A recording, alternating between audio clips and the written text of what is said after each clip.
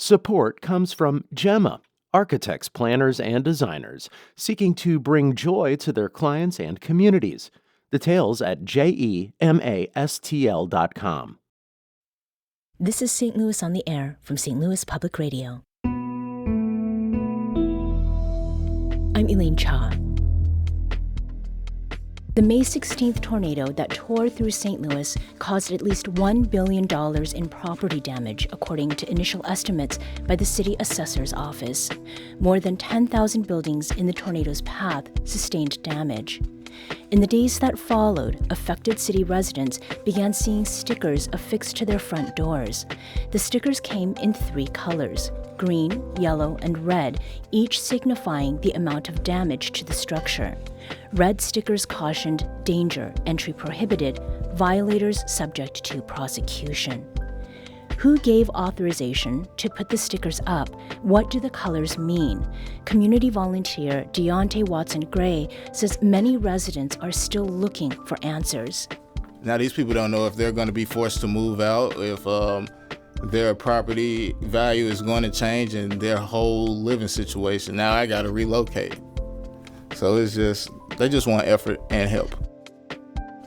To shed some light on how post-tornado building safety assessments were made and what, in practice, those assessments mean for people displaced from their homes, we have Ed Ware, Building Commissioner for the City of St. Louis. Welcome to St. Louis on the Air. Thank you.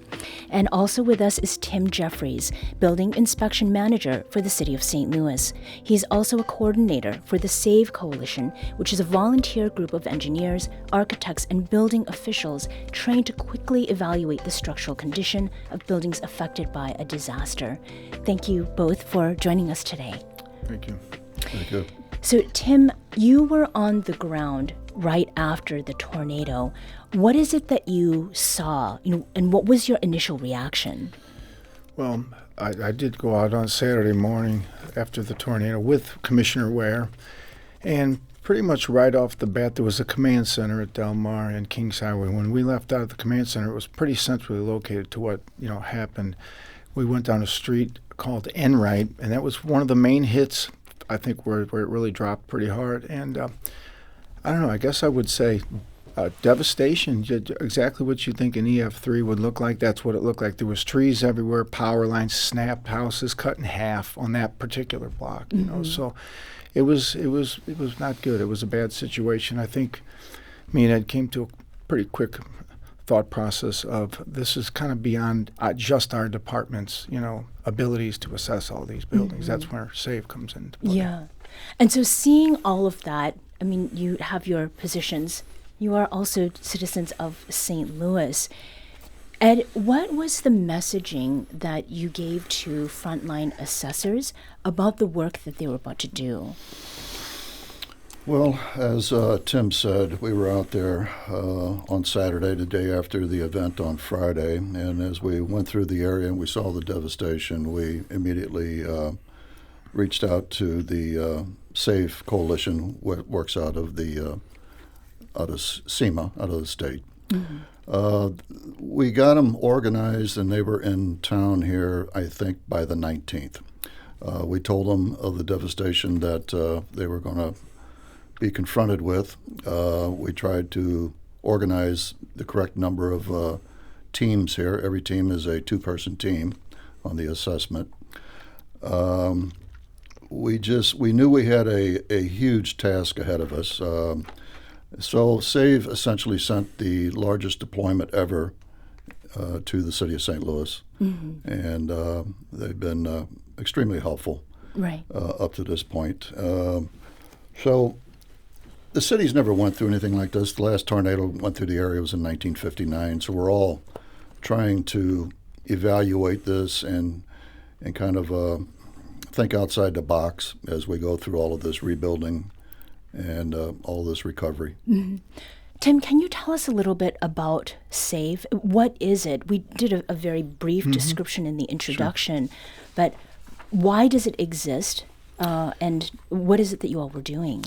Well, SAVE is a structural and visual evaluation. They are a group of architects, engineers, volunteers that all of the building inspectors in the city, we become SAVE certified. So what they do is they give a class, and it's every 3 years you have to re-up your certification. It's not necessarily a building inspection per se, but it's a rapid assessment because you're looking at damage. You have to work quick, and normally within a building inspection you have a time limit. Not no time limit. This has to be done quickly with a lot of buildings compiled into one group, or list or whatever. So basically we work with them. They kind of guide it, and we kind of piggyback off of them, but we also know what we're doing because we're all in the same boat together when we're out there looking at these buildings. So. And how many assessors does the city have on hand for this kind of work? And how many volunteers came through the SAVE Coalition?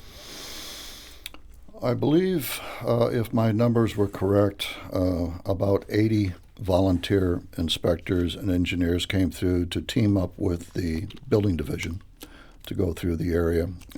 As Tim said, this is a rapid evaluation. This is not going inside or outside of buildings. It's outside only. I'm sorry, not inside.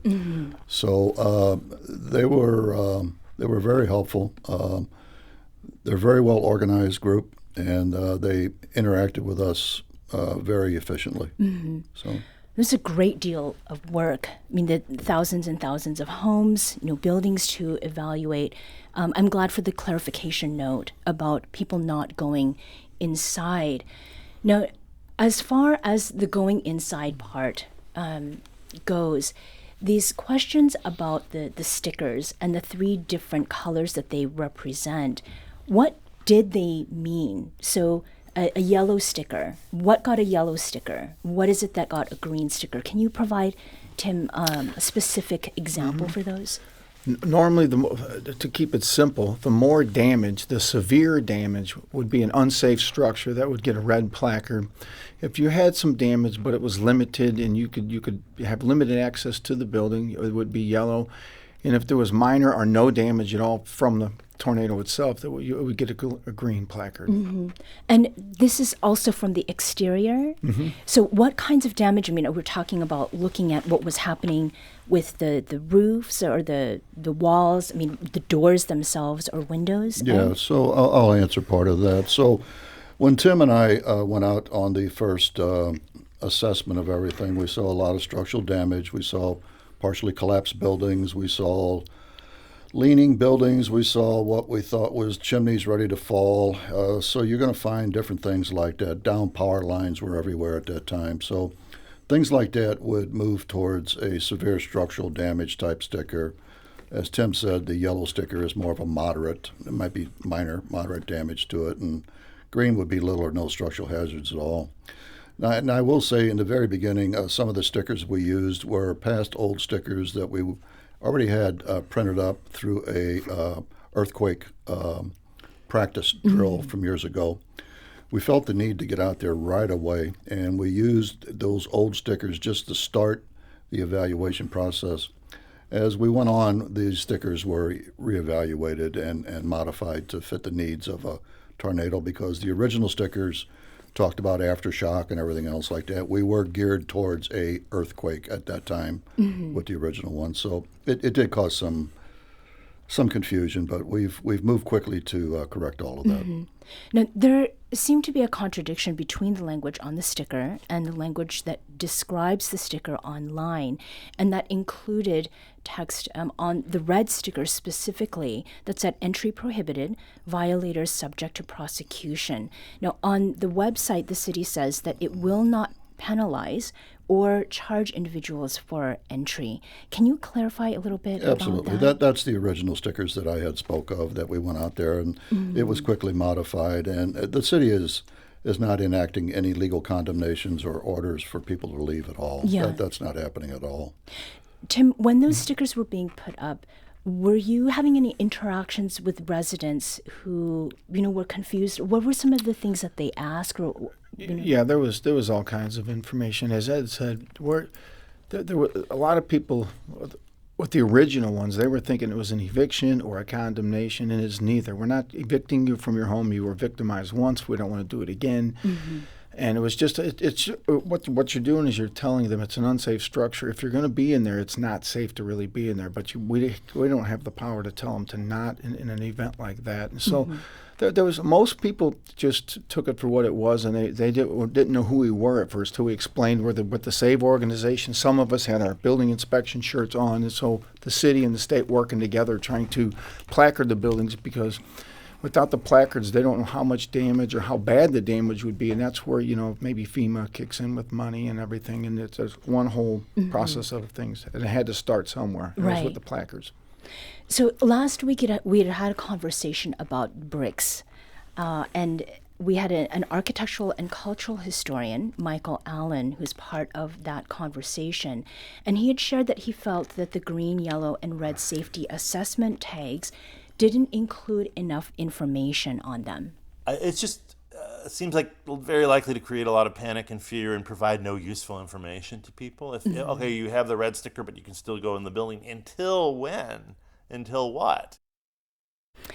No, and you have explained that the stickers that were used initially were not made for the kind of tornado event. It was the original ones we had in place, and we ran with immediately to try to respond to the citizens out there, to alert them to the type of damage that came through, and so they would be careful. That was for, like I said, for an earthquake. Yeah. And you have to understand, this was a rapid evaluation of these structures to kind of throw out information to the people of any dangers that may be involved in this particular targeted structure. So that's what this was. Yeah. This was not detailed. This was rapid. And since then, have there been formal notices that have been sent to homeowners or landlords with more information than these stickers provide? No. No. No formal informational things. People are, we're advising them to call 622-4800, the Citizen Service Bureau, to, if they want somebody to go out there and reevaluate the stickers. And, we're trying to work through all of this. We're trying to be flexible. We're trying to help people. This is something nobody's ever went through before. So, And you've been doing this work for quite some time, eh? I have. Yeah. Yes. And again, that number is 622-4800, Yes. 4800. Yes. Are there plans for subsequent assessments by the city's building division, and what is the timeline for that? Well, we're still going through an evaluation process right now. I mean, it's still ongoing. Now, have there been trainings or rehearsals for these types of natural disasters, Tim, in what you've done with SAVE? Yes, there has been over last summer, about a little more than a year ago, maybe a little less than a year ago, they had a training event down at the Busch Stadium, and they brought the fire department to SAVE people were there. Oh, yes. And a lot of outsiders. And they do a simulated, I believe that was an earthquake event, That's simulated. right. Yes. So they do this from time to time throughout the state, different locations, and sometimes we go to them. Sometimes, if they're here in our town, obviously we're going to be there and get involved in that. Yeah. So understanding that this is something of a dynamic situation, we're getting more and more information as time goes on, and we're in the middle of week 3 since the tornado happened. The estimated number of buildings affected has recently increased from about 5,000 to 10,000. Ed, what is your sense of how many houses are remaining to be evaluated? I have no true sense of that right now. We're still going through the evaluation process. We're still pushing outward from what was the original tornado path that we determined, and so we're going through a constant review every day. Yeah. So how is it that you decide, where to start, where to evaluate? You mean where I'm not sure where the inspectors are going? How do you strategize that? Oh, absolutely. We'll get a rough idea on a path, and that's put on a map, and then we'll send people to targeted areas for assessment. No, it's not willy-nilly. Oh, sure. Well, what resources are there available to residents who have building assessment tags on their homes now? Well, the administration's exploring a lot of different options right now, and to do what they can to assist these people. So I know things are very fluid right now, but they are exploring a lot of things in that area. Mm-hmm. So. Yes, Tim? I do believe there is another hotline number. 911's for emergencies, and they did give us a 211 number. But I've heard there's some sticking points with it because it got overwhelmed for a while. Mm-hmm. And I do believe that the mayor's office could be working with like Urban League. I've gotten some calls from people in Urban League, but I don't know exactly how they operate, what they do. But I know there's a lot of outside other than us kicking in to help everybody. Right. And what is it that the mayor is exploring? Do you have some sense of that? Or is there something that you would like to see the mayor's office focus on? Well, those are done by people who are experts in their field as far as exploring outside resources and things like that. I try to stay focused on my expertise, right? Which is the damage assessment and going through the repairs as we eventually go down this path. Mm-hmm. So, and on that damage repair front, is there something that you would like to see? Well, we've already made some key adjustments inside my department. We have waived all of the fees involved with permits. We have the ability to do that by ordinance, and we did that. And my plan examiners are actively reaching out to other volunteer architects to see if they can donate some of their time on drawing. So we're staying inside the building division and dealing with all the repairs and the damage. We're exploring different things internally. As a large picture, the big picture, I would not be able to expertly even talk about that. Sure. As far as repairs, Tim, is there somewhere that residents should be going for that kind of assistance? Should they coordinate now on their own? You mentioned the 211 number. What can you offer there? Well, I mean, it would be a normal permit process. You hire an architect to draw up what you need, and that's still going to be in play. Like Ed said, the permit fees will be waived. I do believe we're going to have somebody, and Ed can probably speak of this more, sort of a mobile plan review operation in the field. And so minor things right now, getting roofs from leaking, tarps, TPO roofing, if they can keep the water out, we're just allowing that. Some repairs you have to do because there are a lot of people, the calls that I'm getting, there's a lot of people want reassessment from red to yellow or whatever to get their electric turned back on. And so we have to keep the water out because you don't want to energize the home and then it rain like it is today. Right. And that's not a good situation. But we have a business assistance center in City Hall, and there's a few other resources we do have. I don't have any of the numbers, on me right now. But there's things out there that they can reach out, and the city's website does have an actual page dedicated to tornado relief. Yes, so they can go to the City of St. Louis website also. And as we close here, I think talking about rebuilding has come up a lot, and I know that both of you have been in conversation with people not only locally but outside the area. How long do you think it will take to get to a point of stabilization with these buildings, even before we can talk about rebuilding? Well, it's a complicated question to answer only because right now it's not just so much the want and the desire of these people to repair and rebuild, but there's also supply chain issues with materials somewhat, and the contractors themselves, a lot of them aren't available. They're already tied up on other projects. So it's a complex thing that's occurring out there. My fingers are crossed that we can get this done as quickly as possible, but the reality it involves so many different scenarios. So. Ed Ware is Building Commissioner for the City of St. Louis, and Tim Jeffries is Building Inspection Manager for the City of St. Louis and Coordinator for the SAVE Coalition. Tim and Ed, thank you so much for joining us today. Thank you for letting us talk about this. We need to take a quick break. Coming up, the needs and challenges of St. Louis residents displaced by the May 16th tornado. This is St. Louis on the Air on St. Louis Public Radio.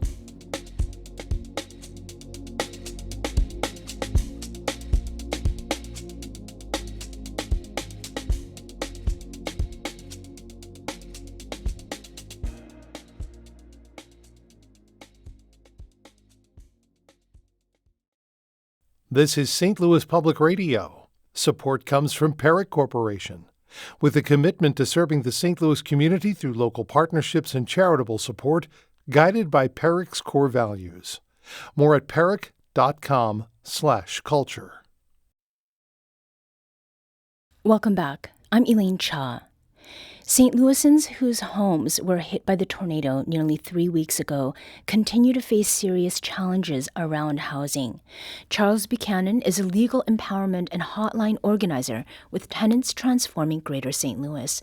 They join us now to talk about resident needs in the moment and what comes next. Charles, welcome to St. Louis on the Air. Thank you so much for having me. I'm excited to be here. Now, Charles, what is your reaction to what we just heard, some of the points that were brought up about the city's building division? Yeah, thank you for asking that question. Some of my immediate reactions is that I didn't feel that I heard a lot of answers from the building department. You were asked about what's the timeline, and they were unable to really provide a timeline even after you asked around, has SAVE done trainings like this before? And they said, yeah. Like last year we were out at Busch Stadium, training for these type of natural disasters. But it seemed when a natural disaster came that training failed, and that was really disappointing to hear that answer. And then one of my top tier reaction is that there is a extreme need for clear information around the stickers, that they're even still confused, and they're really, taking a shortcut by just staying in their role and not really putting more pressure on administration that they're working under to get answers. Mm-hmm. And you are experiencing this from a very particular standpoint because of the work that you do. What is it that you have been hearing, Charles, about the most immediately pressing needs that tenants who are renters are facing? Yeah, thank you. Yeah, so I'm getting to speak to renters across the north side and west side of St. Louis, and some of those immediate needs is housing. The stickers are causing huge confusion for them in regards to yellow, orange stickers and red stickers, and if, they can actually break their lease. And if they are able to break their lease, where do they go? Are they going to be able to stay in that immediate neighborhood where they're from, where they work, where their children go to school, or are they going to be completely displaced out of the north side, out of the west side, in these temporary housing shelters that are open? And even those shelters are really at capacity. Yeah. What have they been doing? I mean, how have people been, how have they been finding a place to stay? In past conversations we've had on the show, we are hearing that they're choosing to stay right by where they have lived, instead of going somewhere further away. Is that also what you were hearing, and what kinds of struggles are people facing? Yeah, people are staying in their homes where there's damage, where there's structural issues, because they don't have any choice, or they're doubling up, which means that they're living with a family member or living with a friend in that immediate neighborhood. But the biggest concern with doubling up is that sometimes that triggers a separate eviction for the people that they're living with, because it can cause a lease violation because you have a new family living with you that's not on your lease. And then these families that are choosing to stay, they're really they're not able to move because I spoke to one young lady who's a student. Her leasing company gave her the option to move because there was structural damage, but she had to make the hard decision or to accept a rent increase. So she was paying around $700, and they said, okay, yeah, we can move you to a new building that isn't hasn't experienced any damage from the tornado, but it is an increase, and they didn't give her option to keep that, that rent the same. Mm-hmm. What are landlords whose properties have been damaged legally obligated to do? I mean, we talked about the stickers. If there is clearly damage that needs to be taken care of, then what do they need to provide for their renting tenants? Yeah, so if there's major structural damage, landlords legally need to allow their tenants to break the lease, return their security deposits within that 30 days. And I would argue, because it's an emergency, they need to give it to them more than 30 days earlier. And also, if there is partial damage, is livable, then landlords need to legally reduce the rent, not forcing tenants to pay that full rent amount. Yeah. To the point about people needing to get out, there have been many posts on social media of letters that are telling renters you have 10 days to move. Are you getting a lot of calls about that? Yeah, I have gotten a few calls where they're getting that 10 days to vacate notice from their landlord or their leasing company. And it's not really legal, right? Mm-hmm. Because they have this lease agreement where they're supposed to keep this structure livable, habitable. So if there is repairs that need to be made, they need to make those repairs with the tenant housed. Mm-hmm. Before we get any further, Charles, can you give us some basics about Tenants Transforming Greater St. Louis, what and whom it was founded for? Yeah, so we were originally called Homes for All St. Louis, and we rebranded over last year. And we were started in 2018. We are Black-led, renter-led, and we have all been impacted in some way by poor housing condition. And we are designed to help the most marginalized of renters in St. Louis City. And we really prioritize changing the landscape for tenants around conditions and accountability for landlords. Mm-hmm. You're coming into this work, it is related to personal experience. How much is it that landlords get away with because renters do not know what their rights are? I mean, that's the biggest problem, right? Is we are only as strong as our knowledge. And because there are very few organizations that are forward-facing when it comes to advocacy and doing education, tenants fall through the crack because they don't know. Mm-hmm. And that's what holds the dominant structures of landlords and allowing them to really exploit marginalized people. And what we see in this work is that shifts when tenants have the correct information around the law and they know what their protections are. They're able to really use that to know their rights, to shape their story, and then eventually change policy by being activated in community. Mm-hmm. And I understand that trainings are a big part of what your organization does. Are those trainings primarily for the staff of Tenants Transforming Greater St. Louis, or are they for renters themselves? So they are for renters themselves. So we lend workshops throughout the city doing what we call tenant landlord 101 trainings that train residents and renters around what their rights and how to draft things as simple as like a demand letter. We teach them how to start a tenant union, and we have a program called Housing Navigators where we teach people to act like organizers and paralegals within their neighborhood and train others to do this type of work. Mm-hmm. Given that we're talking about a natural disaster on the scale that we've not seen, I mean, the earlier guest, Ed Ware, who's with the City Building Commission, said that it's been since 1959. Have you all had to adjust your training to respond to what is happening now, or I mean, is it pretty much just the same training that you have been offering?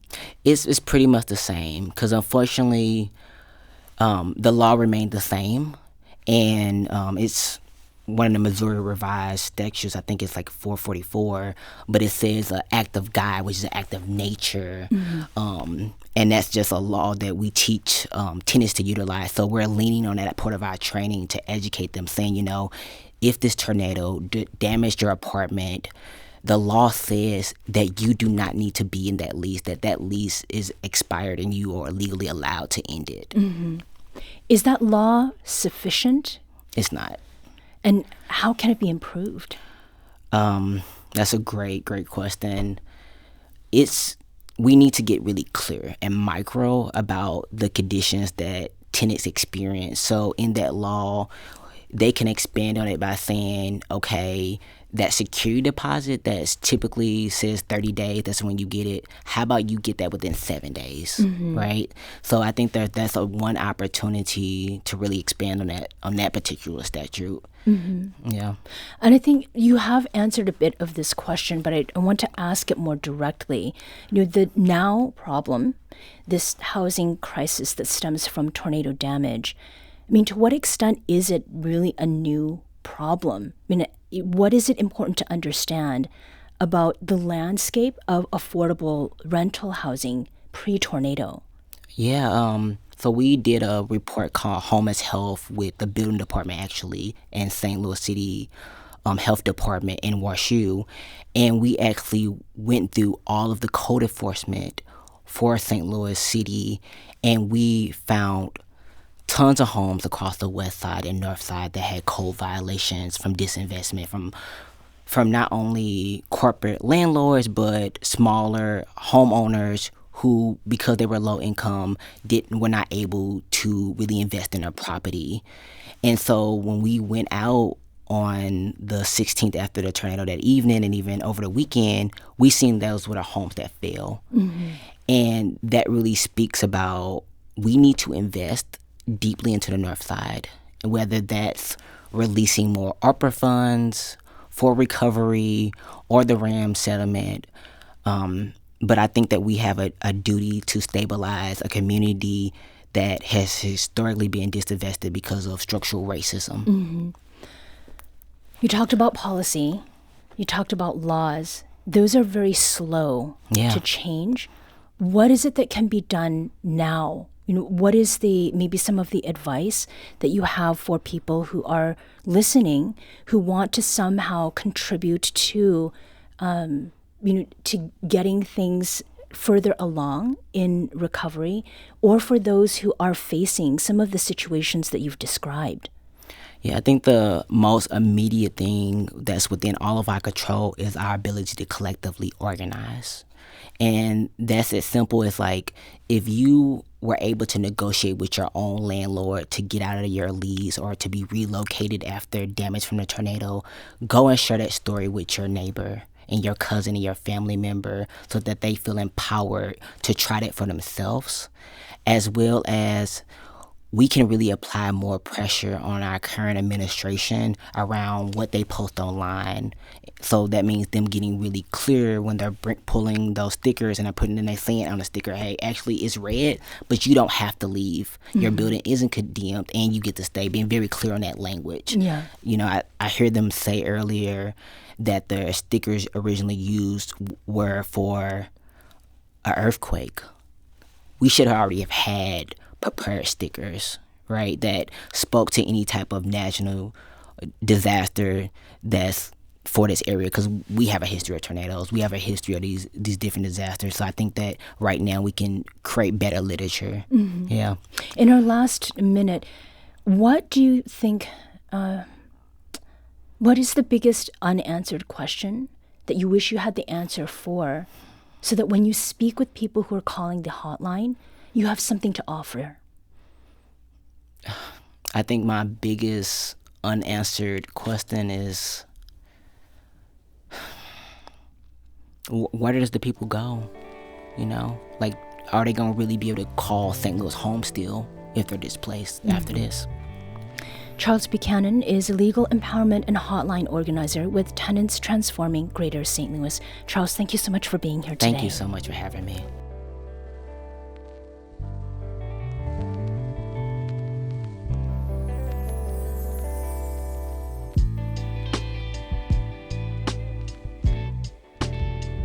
This segment was produced by Emily Woodbury and Darius Varner. Audio engineering and podcast design by Aaron Dorr. Our executive producer is Alex Hoyer. St. Louis on the Air is a production of St. Louis Public Radio. Understanding starts here. Do you find yourself regularly listening to episodes of St. Louis on the Air? Suggest us to a friend you think might enjoy our conversations. And leave us a review and rating on Apple Podcasts on the App Store. It's the simplest way to help people discover our show. Thanks. St. Louis Public Radio is a member-supported service of the University of Missouri St. Louis.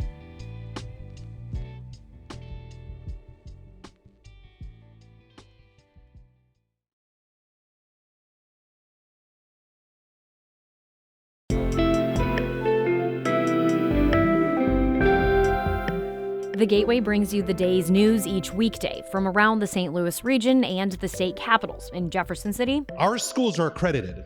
We don't need this bill. And Springfield. How many more years must pass before lawmakers see time is of the essence? I'm Abby Larico. Join me each weekday for The Gateway on the STLPR app or wherever you get podcasts.